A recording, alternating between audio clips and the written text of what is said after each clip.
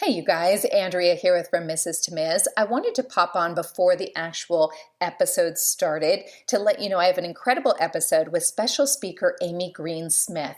She talks about how to not be a people pleaser and how to not be a yes man. So if we are all looking for a way to be confident in saying no, this is your episode to listen to.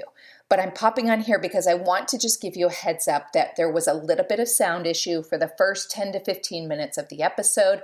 You can still hear it, but there's a little buzzing in the background. So please just remember that it is going to end within 10 to 15 minutes. It is such a great episode. There's so much more great information that totally supersedes the sound. So please just bear with me on this one and enjoy the episode. Without further ado, here's Amy Green Smith. Mwah.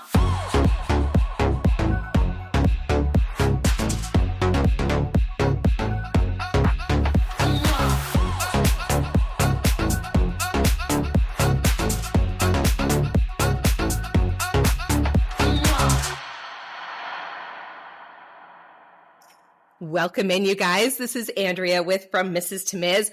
I am so excited today, and you guys can't see her. I get to see how darn cute she is. I have the amazing Amy Green Smith in the house with me today. I'm so excited to introduce her, but I'm going to say hi first. Hello, hello. Hi, Andrea. I feel like we are kindred spirits already. I know, it does feel that way. It's been so easy. We were just kind of chit-chatting first. It's been so easy, but I want the audience to know exactly who you are. So I'm going to give you a little bio here. So Amy Green Smith is a certified and credentialed life coach and hypnotherapist, masterful speaker, and personal to move individuals beyond limiting beliefs and sabotaging mindsets to a place of radical personal empowerment and self-worth. Wow, that was an amazing statement right there. With a acute focus on helping people find their voice, Amy uses her popular weekly podcast called The Bold-Faced Truth to address issues of worthiness, self-confidence, and letting go of people-pleasing to assist listeners in creating and living radically joyful lives. Amy has been instrumental in aiding thousands of women in stepping into their authentic power and crafting lives they desire. She is highly sought after for her uncommon style of irreverence, wisdom, and humor, and has been a featured expert in Inspired Coach Magazine and on Fox 5 San Diego. Welcome to my show, Amy. Hi, I'm excited to hang out. I can talk about this stuff for hours. So. Good, because that's what we're about to do. So nice. I love it. And what an introduction for you, because that just really says so much right up front. And I was kind of telling you before we got on here, for me, I am a little bit of a people pleaser. I really worked hard to kind of come out of that spot a little bit, but you do tend to just fall back into it. It's something very easy to fall back into. So let's start at the beginning. Tell me, how did this all come about? What transpired in your life to bring you to this point? Yeah, so I think, like yourself, many of us end up in these, quote, expert spaces where we kind of had our own tumultuous journey where we had to learn the lessons the hard way. Yes. And that's sort of how we ended up teaching and sharing and doing the work that we do. In my situation is very much the same. So for a bit of context, I grew up in an extremely dogmatic, born-again Christian family. Mm-hmm. And my father had a master's in divinity and a doctorate in ministry. So clearly not fucking around over there. Not at all. Well, shit, howdy. I mean, we were at private Christian schools our whole life. And, it was Bible studies on Wednesday, church on Sunday, and then there was always worship, youth groups and all sorts of different things that we were very enveloped with. And by all accounts, I was the proverbial oldest sister, the oldest child who was the overachiever, put myself through college, got, straight A's, all of that stuff, started working when I was 14. And then compared to my two younger siblings, they both had trouble with the law and did jail time and, it had a much more difficult path. And that will come in a little later. So in 2007, my father ended up passing away. And it was through complications from a pretty invasive surgery. And I knew very concretely that I was going to speak at his service, but I also was working as a makeup artist at the time. And so I felt very convicted that I was going to do his makeup for his viewing. So we've reached the dead dad makeup portion of the show, y'all. Yeah. I saw that on your website and I was like, oh, no. Yeah. So tell me more. Tell me more. Well, I very much felt like, he had built his life speaking and teaching and educating. And if the situation was reversed and he opted not to speak at my service, I'd be kind of like, come on. So I thought it was an asshole move to be like, Dad, get yourself your own makeup artist. Even though I know everyone would understand, yes. I felt like I had this skill set. Of course, I'm going to do that for you. Yes, of course. Yes. So I speak at the service. There's hundreds of people. And even though I don't align with the faith traditions that I was raised with, he was still such a beautiful and incredible human and had touched so very many lives. And so needless to say, Andrea, I feel like I'm winning at daughter that day. Yes, absolutely. Right? Winning. Dead makeup. You are winning. Speaking to all these people, not to mention that I'm an agnostic atheist and all of these people are like laying their hands on me and, being around an environment that is very religious, like trauma for me. Yeah. And so that was difficult. So we get back home to my mom's house and she finds it the most opportune time to say, it feels as though your father and I have failed as parents because the three of you, grouping me in with my two younger siblings, were, quote, not walking with the Lord. And it just, that we had not continued the faith traditions of the family. Yeah. And the only thing I could kind of muster in that moment was, I don't think you should say that to a child. Yeah. And she said, well, that's just how I feel. And granted, she's in the throes of grief as well. Right. And, they had been together for almost 30 years. And so I know she was in a rough patch as well. But that was such a pivotal moment for me because up until that time, I had prepped my partner every time we would go visit my parents. I would say, okay, no cussing, no drinking, no Jon Stewart, no South Park, no Howard Stern, no fucking liberal agenda, like none of it. None of our normal life. Don't bring it in. Right. Yeah. And meanwhile, as a makeup artist, I'm doing makeup on my husband. We're doing drag shows. We're doing all this fun stuff. And I didn't verbally acquiesce. But I did allow my silence to make me a liar. So I didn't pretend that I was praying. I didn't say stuff like, oh, God really laid this on my heart, or, the vernacular that we used all the time. I didn't do that, but I didn't speak up and say, I actually don't share that opinion, or I don't subscribe to that any longer. And so I had gotten very astute at kind of shape shifting and putting up a veneer, sort of this artifice of what I felt would be palatable for them. And that was the breaking point where I was like, listen, in my head, I'm thinking, standing up for yourself, speaking up for yourself, establishing a boundary is very, very rarely an ultimatum. Yeah. But there are times when it is an ultimatum. And, divorce, I know you've talked about that a ton of times. Like that is one of those situations where you say, if push comes to shove and I have to decide between making you happy or making me happy, I'm going to choose me. And I don't like that I'm in that situation, but that's what I'm going to choose. And I'll tell you what, after that, it was like the floodgates had opened. I became incredibly adversarial and combative. I'm not proud of it. And I think I was also bolstered by the fact that my mom was no longer, it wasn't 2 against 1. It was now just 1 against 1. And it was much easier to kind of find that bravado.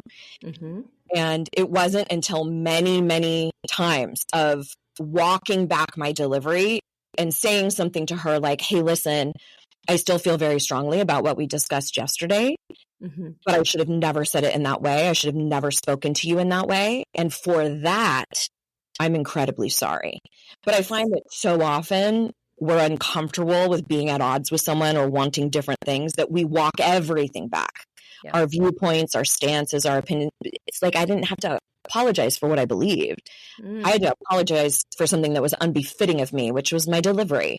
And it wasn't until doing that many times that I realized, oh shit, you can actually speak up for yourself. You can ask for a divorce. You can ask adult children to move out of the house. You can end business relationships with the utmost grace and kindness and respect and compassion. And that really folded itself into the work that I do now, which is primarily twofold. It's this internal belief system of I'm innately worthy. I do deserve to take up space. I deserve to have my voice heard. It's that internal element. And then the external piece of, well, how do I now communicate with the outside world? What does boundaries look like? What's the anatomy of a difficult conversation? How do I say no?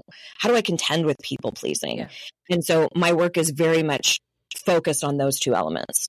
That's incredible. And I completely understand what you're saying, going from one aspect to the other, because you feel like you're stuck in that spot. You want to speak up. I'm sure so many people out there can say this. They do want to speak up and they want to say what they want to say and to be heard, but you're so fearful of what people are going to think, how they're going to respond, if you're going to hurt feelings. There's just so many different aspects of it. And then I think we just tend to kind of climb back inside, and it's just easier to just go along with it and just say yes, right? Yeah. So what do you describe? What would be your definition of people pleasing if you had to give a definition? Yeah, so there's a lot of ways to look at this, which I think is important to underline. And I kind of qualify, well, let me say this. Oftentimes I will come across a lot of high achieving, very gregarious, outspoken, high-powered women who wouldn't necessarily identify with the moniker of a people pleaser, because what we think of is someone who's kind of a doormat. Maybe they're introverted and quiet, certainly not in positions of power, maybe a repressed posture. And I think that's a really myopic view. And so a lot of times I'll say, okay, you don't identify as a people pleaser, but how invested are you in the opinions of other people? And they'll go, oh, fucking a lot. And I'm like, well, okay. So really the way I look at it is people pleasing is any time you put the wants, needs, and opinions of other people ahead of yourself at some kind of personal cost. So I'm not talking about working in a helping field or, tending to someone who's sick or being a philanthropist. I'm talking about when you are self-sacrificing in such a way to make other people happy, and there's some kind of cost to self. Either you don't get to show up authentically, you have to lie to be accepted, you aren't allowing people to see your genuine desires or who you really want to be. So the reason why I think this is really important to look at is because people pleasing is not always a bad thing. Yeah. In fact, it is directly related to how we take care of ourselves, our primitive fear responses. I don't know if you've dug into this much at all, but we know about fight, flight, freeze, right? Yes. Yes. Well, there's this newer one kind of in the conversation called fawning. And the idea is if, let's say primitively, for primitive humans, if we were about to be attacked by a mountain lion, let's say, to fawn in the place of that aggressor, we would go, here, kitty, kitty, kitty, here's some food. We placate. We acquiesce. Well, guess what? All of our primitive fear responses have modern iterations.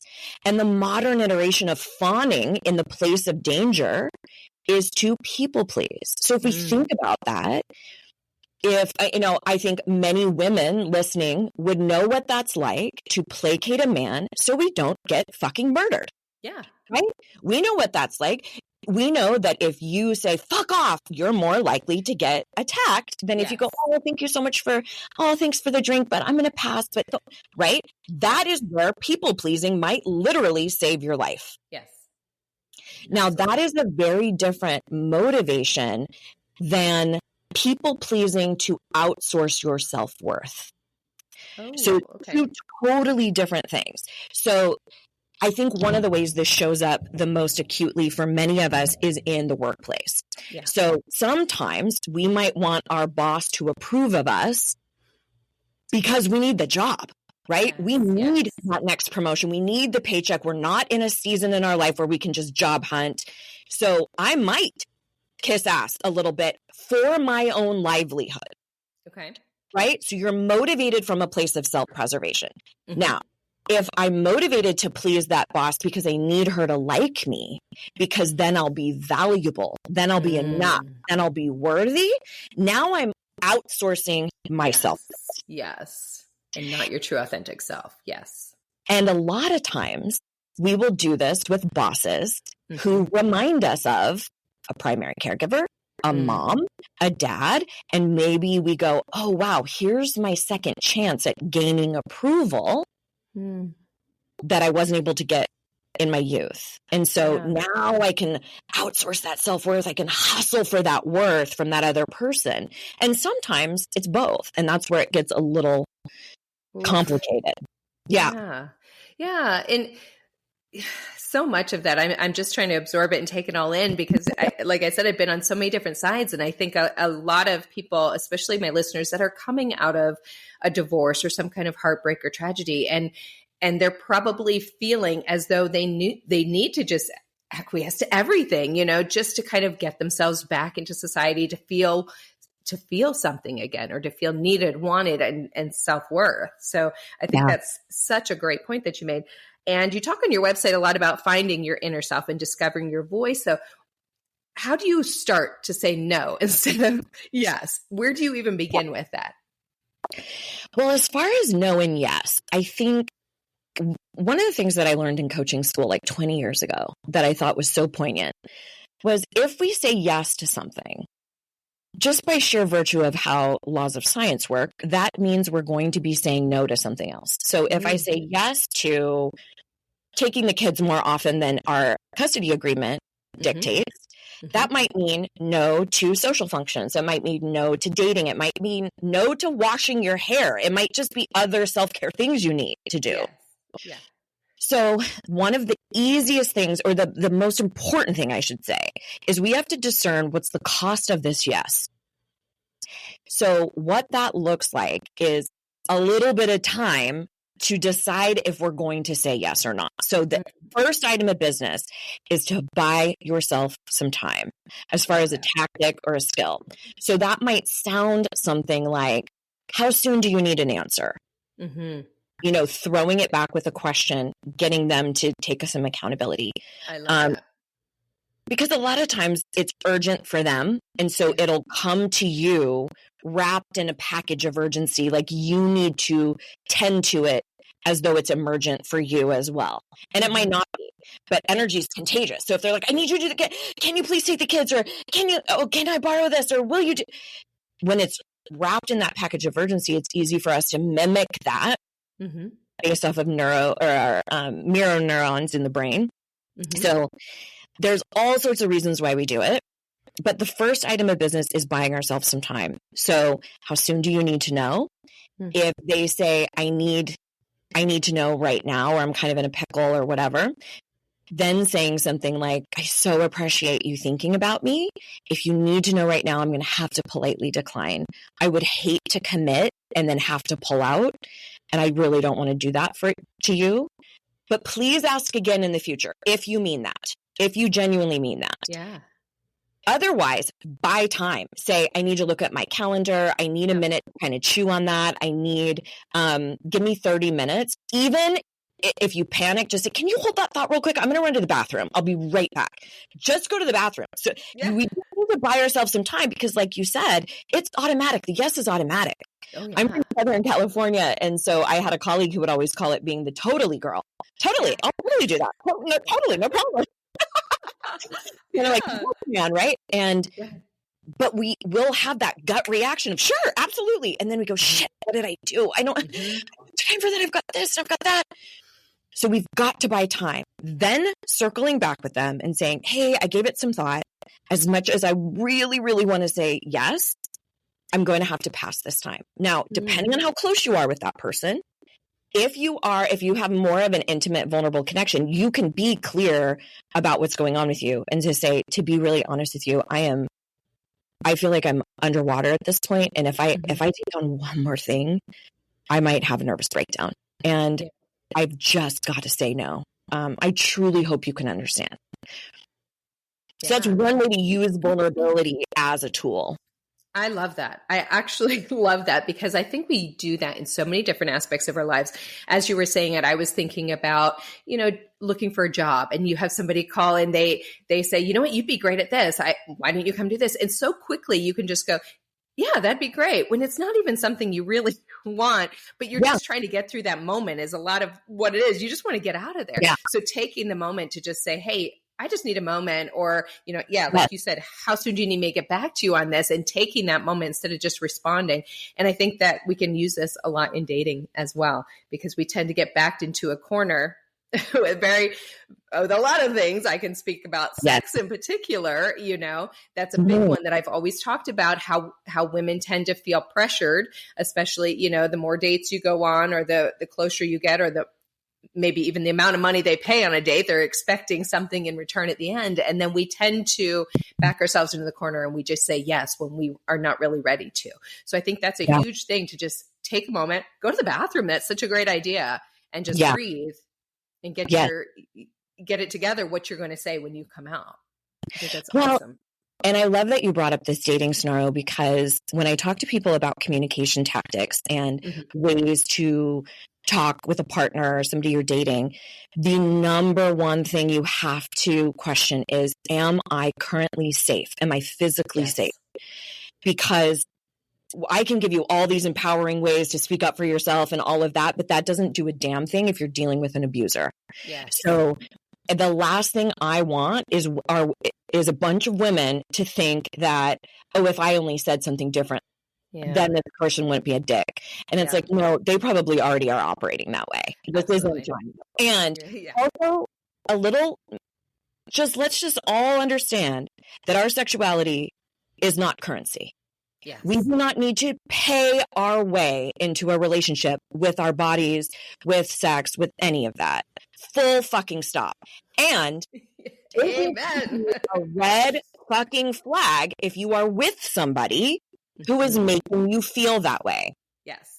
Okay. So read that as a red flag. If you are having any type of engagement with somebody other than, I want to make sure that you're totally ready and zero pressure. And it's fine if that party, and I'm speaking in heteronormative terms, if he's saying, I'm ready whenever you are, and isn't pushy, that's fine.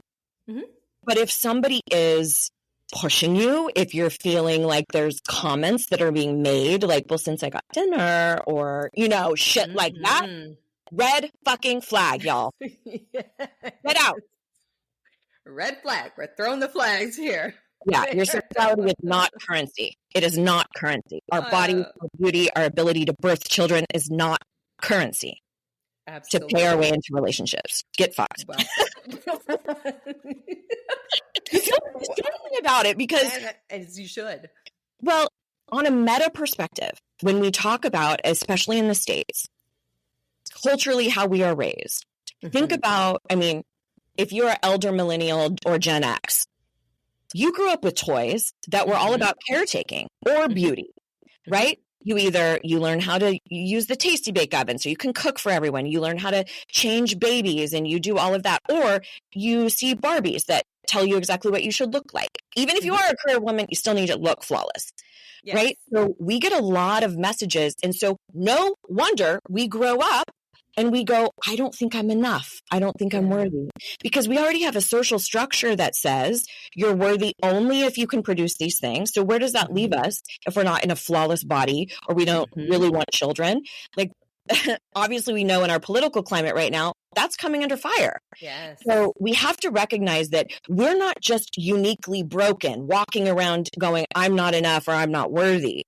There's a very specific social structure that's been put on us to say, no, there's a hierarchy. Men are better than women, literally in the workplace, worth more than women. So of course we think we have to work harder to prove our worth. Of course we don't feel enough.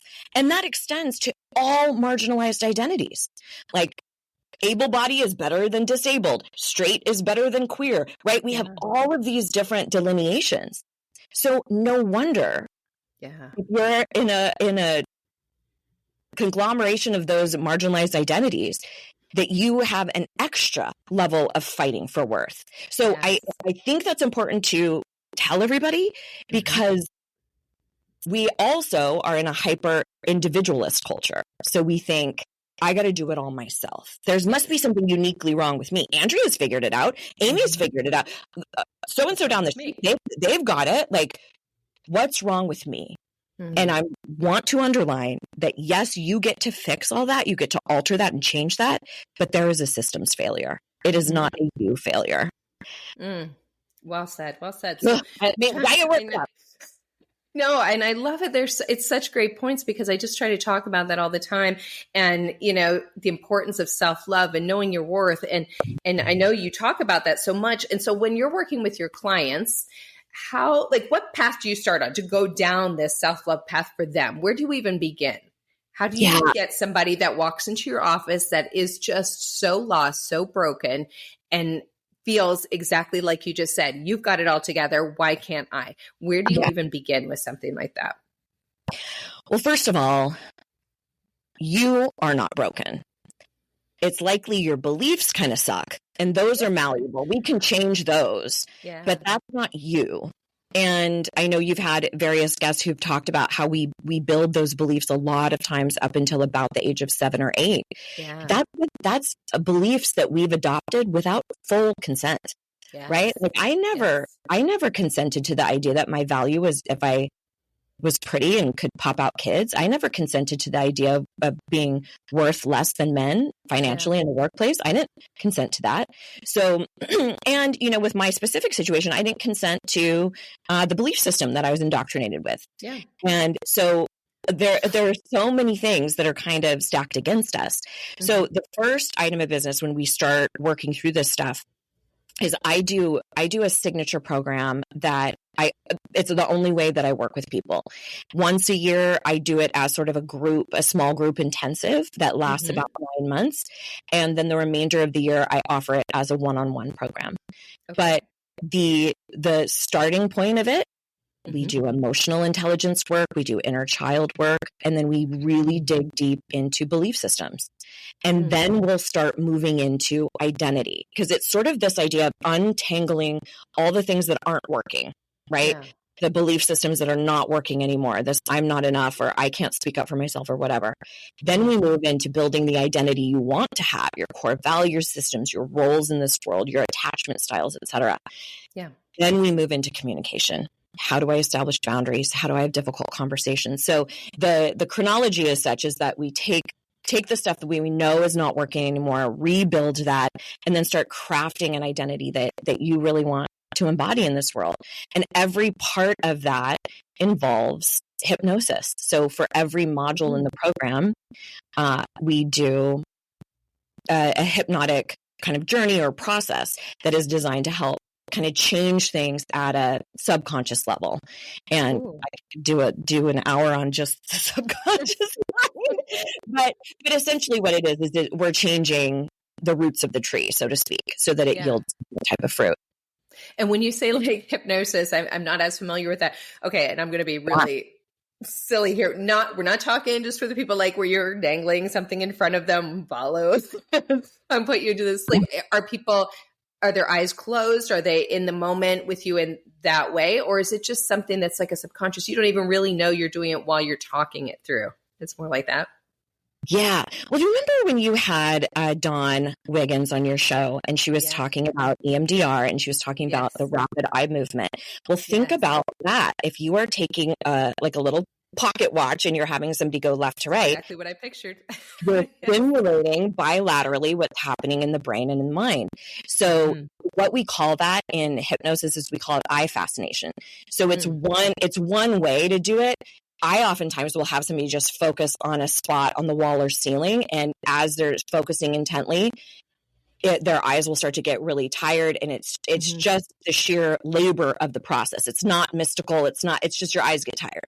Yeah. And the thing to answer your question, those are designed, the pieces that are a part of the entire program, those are pre-recorded, kind of like an audio meditation, like an MP3 you would listen to.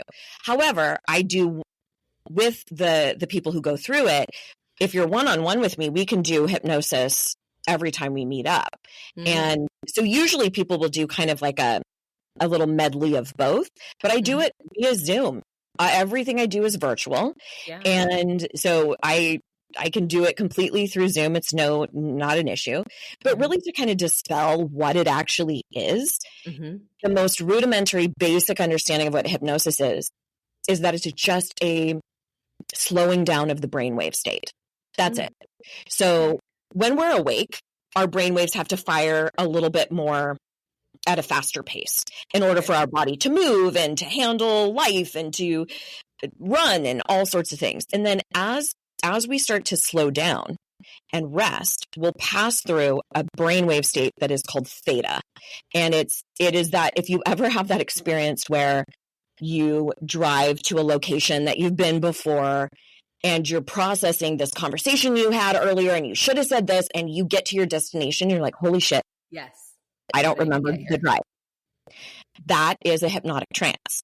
So you can really see the delineation between conscious and subconscious. Your conscious mind is thinking about that conversation that you had, replaying like, I should have done this, I should have done that. Your subconscious, beneath the consciousness, it knows how to drive. It's been driving for 20, 30 years. It knows how to get to that store. It knows how to park. It's the same reason why if you see a heart, you don't have to tell yourself that symbol means love. Yeah. It's already running beneath the surface. It's ingrained.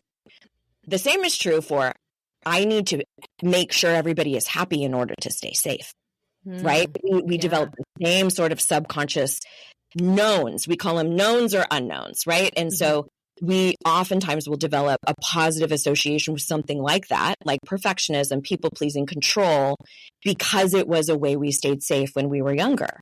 Yeah. And then we live into it as we're older. So anyway, then as the brain waves continue to slow, then we go into full-on delta, which is completely asleep. And as the brain waves slow down, so too does your functions as far as being able to move your body. Otherwise, we'd have dreams about running and we'd be like, right in our bed. Yeah. No. Yeah. So the brain waves have to slow down so that we can actually rest. Well, there's something that's really fascinating that happens in that little twilight theta wave state. Yeah. And we pass through this organically, naturally, every single day as we awaken and as we go to sleep. And you might notice it when you're really delirious, when you're super tired and you're like, what did I just say? Shit, I gotta go. That's also hypnosis, right? Yeah. We go through it sometimes when we're praying or when we're singing or when we're watching a movie or reading a book. It's just a slowing down of the brain waves. But what's rad about that theta wave state is the inner critic, the critical factor of the mind, goes to sleep. So when you are in a conscious part of the mind, and you start you're awake, you're fully awake, and you're like, I'm going to do affirmations, and I'm going to tell myself I'm capable of speaking up for myself, or I am enough. That inner critic goes, fuck no, you're not. Right. Oh, get out of here with that dumb shit. Oh, how cute. You listen to a podcast, and now you're going to try all these tools, right? Because what it's doing, what that inner critic is doing is it's dividing between the conscious part of the mind, which is maybe, it depends who you talk to, but like 5 to 10% of the mind's power. Okay. The majority of the mind's power, 90 to 95% of the mind's power, is subconscious. We don't have to tell ourselves how to breathe or how to sleep or how to, swallow. All of that stuff is just running underneath the surface. Or, like I said, we don't have to tell ourselves, oh, that means love. That shape means love. Yeah. So basically, that little inner critic is checking for congruency between what you're saying consciously and what's down here in the subconscious. So if you've already established a known, like a positive association with people pleasing, with talking shit to yourself, that becomes the governing kind of fuel in the tank of the car, so to speak. So imagine trying to change that with just like 5 or 10% of your mind's power. Guess what's going to win? Right. That's subconscious every time. So we need to change that. Now you can change the subconscious through repetition. But so often that kickback from the inner critic is so strong that people don't follow through with the repetition because it feels so like if I say, okay, stand in front of the mirror and say, I am enough for 30 straight days. Yeah. You're going to give up by like day 2 because that kickback is so strong. It will create change over time. 100%. Yeah. But it's more challenging for us logically. When you're in that hypnotic space, that inner critic, it's kind of like giving a little treat to a guard dog. And it's like, all right, I'll allow it. And it kind of kind of cozies up in its little bed. And that way you can start feeding in concepts like I am enough, or I'm capable of speaking up for myself, or this is possible for me. I can trust myself. I deserve reciprocal relationships, things like that, without that kickback. And it anchors into the subconscious so much faster. Wow, that I love that. That's how that was put, because I've always tried to work on that, with the self-positive talk, and you say the things in your head and you try to maybe replace each negative with two positives, little things like that. But it is the repetition of it that is going to outweigh that subconscious, so you can actually believe it yourself. Yeah. Right. I actually have a tool that's sort of a workaround. So if you're not, listening to hypnotic tracks or working with a hypnotherapist or whatever, you can totally do self-hypnosis too, by the way. What we want to do, so this is a tool that kind of gives a little grainy or a little treat to that pit bull that's guarding, the inner critic, right? It's just guarding is what's coming through consciously match what we know subconsciously. And it's a concept that I've coined progressive language. And so what this means is, instead of saying something like, I am enough, you would use something as a qualifier at the beginning of the statement to make it sound like you are on your way. So it might sound something like, I'm exploring what enoughness looks like, or I'm re-examining what self-love means. I'm open to the idea that there's somebody out there for me. So you're not fully there yet. You're on your way. You're preparing yourself. And does that make it less intimidating, less scary that you're trying to get to this one place so quickly? It allows you the time, kind of like you said, to go and take a moment. It allows you that moment to kind of figure out your way. Is that what that allows? Well, it depends on how bad that inner critic kickback is. So for example, this is if you want to start saying positive things to yourself, you want to start using affirmations, but when you do, you feel so stupid. It feels like such a lie. You don't feel like you can deserve it. That's when you would use this tool.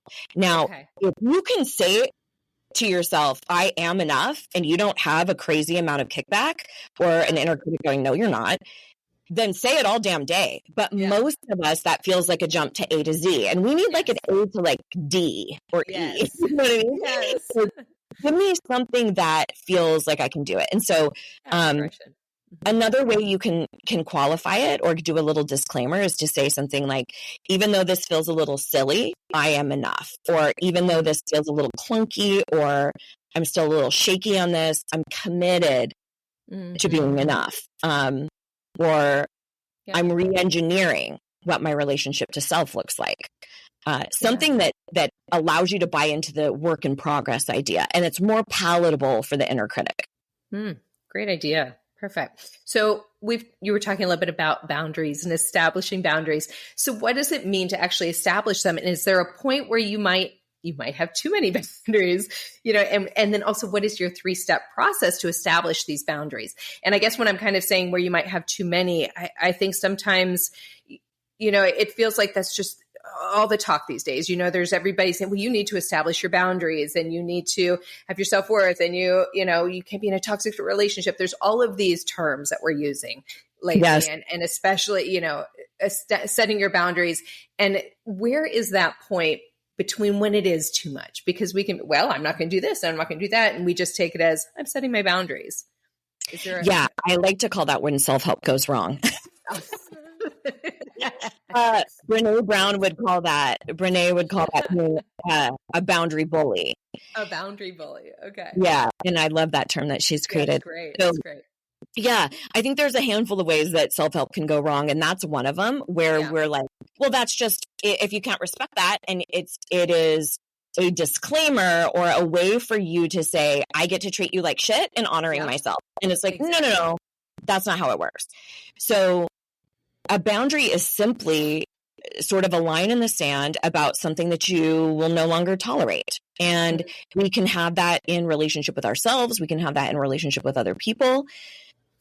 But the process that I take people through, sort of this 3-step boundary process, is more through the lens of communication. It's how do I express that I will or will not tolerate something going forward, or that I need something going forward. So the 3 steps are, and I'll kind of elaborate on them, are deciding on the boundary, Okay. delivering the boundary, that's actually having the conversation. Okay. And then the third piece that sucks and nobody wants is the enforcement. It's when the boundary is breached. Yeah. And then you go, shit, now I got to say it again. Yeah. I listened to the podcast. I got myself all gung ho. I had the conversation and shit, now they push back and I have to say something. Yes. So let's break these down a little bit. The decision piece, deciding on your boundary. The most important piece of this is specificity, is being incredibly clear. So if your boyfriend came to you and said, Andrea, I need more romance in the relationship, you'd be like, what the fuck does that mean? Does that mean I need to leave you more notes around the house? Does that mean initiating sex more? Does that mean more, words of affirmation? Like, what does that mean to you? Do you want me to plan a date night? So we have to be really, really clear with what it is that we are requesting from somebody or what it is that we are asking for. And sometimes we have to give them very specific examples. So years ago, I worked with a gal. Gosh, this is probably like 20 years ago. And she was dealing with some issues with every time she would take her children to her in-laws' house, they would share a lot of their faith. They were Catholic by background. And they would say, okay, if you're going to drop off the kids, we're going to go take them to get baptized. We're going to do all of these things, right? And so that was like, oh, shit. So deciding on it, if she were to say to her in-laws, I need you to respect our choices more, what the hell does that mean? Yeah. How do you know if you're following through or not? Right. So instead, she needed to delineate from the beginning, okay, what I'm going to say is, here are the things that I would not like to have happen. I would appreciate it if there's no conversation about church or Sunday school or reading books that are of a religious nature. Please don't talk to them about God or the afterlife or saving other souls or anything of that nature. And so being really, really clear with what the expectation is. Now, the delivery part. The delivery part is how we go into the conversation. So I talked about vulnerability a little bit earlier. If you are in a safe container with that person, meaning it's a fairly decent relationship where they're not going to weaponize your words, then you can use vulnerability. If they aren't capable of hearing you and they will, sorry, you feel that way, or well, that's on you and blah, blah, blah, then they're not a safe person to use vulnerability with. Yes. But you can go into the conversation and saying, hey, I know this is so awkward. And I just really appreciate you being willing to have this conversation. Or another way you can approach that is to say, hey, listen, there's been some stuff that's been on my mind that that's really been bothering me. And you would have no idea that that's happening. And that is wildly unfair to you. And if the situation was reversed, I would want to know. Yeah. So, and this is where you spell out your first request. Your first request is just how you want the conversation to go. Okay. So it would be something like, so I'd really appreciate it if you just hear me out. And then it's basically saying, please don't interrupt. Yeah. I'd really appreciate it if you just hear me out. And then I'm happy to hear your perspective. I definitely want, if you are. Some boundary conversations are, this can't happen any longer, full stop. But if you're in a collaborative relationship where you want the relationship to continue on beyond the conversation, then it's usually you want to use a little bit more of a softer delivery. Because think again, we have those mirror neurons in the brain. We will naturally mimic, it's a defense technique. We will mimic other people's emotions. Sometimes it's called emotional contagion, where we will take on what they are exhibiting. So for example, if you cut somebody off in traffic and they start honking at you and screaming and flipping you off and stuff, our reaction is to mimic that intensity, right? We either go, oh my God, sorry, right? Which is fleeing. Or we fight and we go, fuck, I didn't even see you. What's the problem? Like, we don't go, you know what? Thanks for bringing that up. I'm going to drive differently next time. Yeah. We will naturally mimic what we are presented with. So when you go into a conversation and you are like, yeah, I got something to talk to you about. We need to talk. You will naturally elicit from them a defensive response. Mm-hmm. So think about what you want from them. You need to embody that. And that will feel counterintuitive because you feel threatened. You feel wronged. You feel like you want to use your defense technique. Yeah. It's not wrong that you feel that way. Yeah. It's just not effective. It doesn't usually yield the results that you want. So in that delivery piece, part of it is that really soft entrance into the conversation. And then you kind of say, here's the situation that happened. Yeah. Here's how I interpreted that. Here's how it landed for me. Here's what I'm making up in my mind. And then finally, here's my request. So in this anecdote that I was sharing earlier for this friend of mine to say, so I would really appreciate it. Again, I do not expect you to agree with me at all. Yeah. And I know your faith is really important to you. I don't want to take anything away from that. I would just like also the same respect in return that our decisions for the faith of our family or the absence of faith in our family is respected just as much. Mm. And again, you don't have to deliver an ultimatum or anything like that because it's highly likely they're going to breach the boundary. Because think about how many years, and you can probably attest to this, how many years have you been walking around being a people pleaser? They're probably really, right? They're probably really used to you going back on it and going, oh, no, that's fine, or acquiescing or whatever. Yeah. So a lot of times it's not ill-intended at all. They're not like, I'm going to really try to make Andrea's life suck. Yeah. They just are like, oh, I'm sure she didn't mean it. They're not trying to be malicious most of the time. Mm-hmm. Now, sometimes there are, but most of the time they're just like, oh, this is new. I'm sure it's not going to stick type of thing. Yeah. So in the enforcement piece, in that third step, then it would sound something like, let's say your kid comes home and they were talked to about church or about eating the body of Christ for and drinking. This is the time when you get to decide how many times am I willing to reinstate that boundary before I institute a consequence. And that is going to be different for every person, depending on the relationship in every situation. You might think, okay, based off the history, based off of this, they've been really accommodating. They're watching the kids. They've been amazing to us most of the time. This is this one sticking point. I'm willing to restate this probably 3 or 4 times before I say they're not coming over anymore.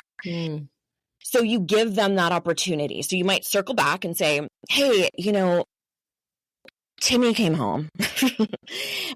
Timmy came home and mentioned that he was, that you all were talking about taking communion.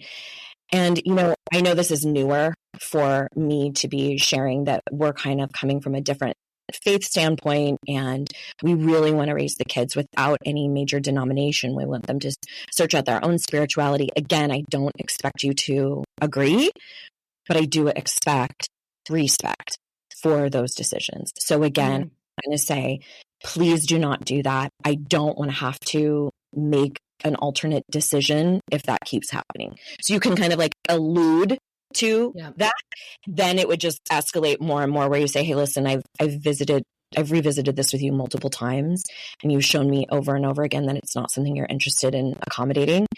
And, for that reason, we're going to search out other opportunities for the kids, or we're only going to let them be there when we're there, where I'm going to have to leave the premises, or we're going to hang up the phone or whatever, if anything happens, you just, whatever the consequence is going to be. But that's sort of the terminology: deciding, delivering, enforcing.